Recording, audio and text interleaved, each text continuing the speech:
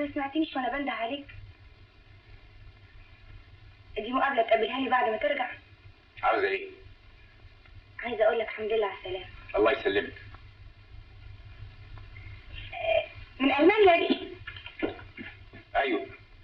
لازم عشاني افتح اشوفها. افتحي. الله، اما هديه حلوه قوي. دي مش هديه، ده تمن الوقت اللي ضيعتيه معايا. الهديه لك اهي. انت السبب.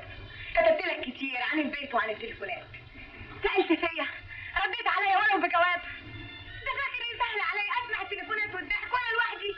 عايز اللي عرفته في شهر يرسيني اللي قدامي بقاله سنين. انا مش حاجه، لف ولحم. انا اتحملت كتير عشان افضل ماشي زي ما انت عايز، لكن بدأت تيجي غصب عني. غصب عني.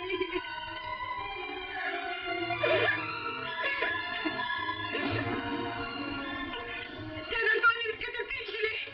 عشان تبني روحك بيتي يوم ما حدش يقدر يخدمك. دلوقتي خلاص الحكايه انتهت. مش كنت عايزه تنفعي روحك؟ اديك عارفه تعملي ايه. مبقاش عندي وقت اضيعه. لكن مع السلامه.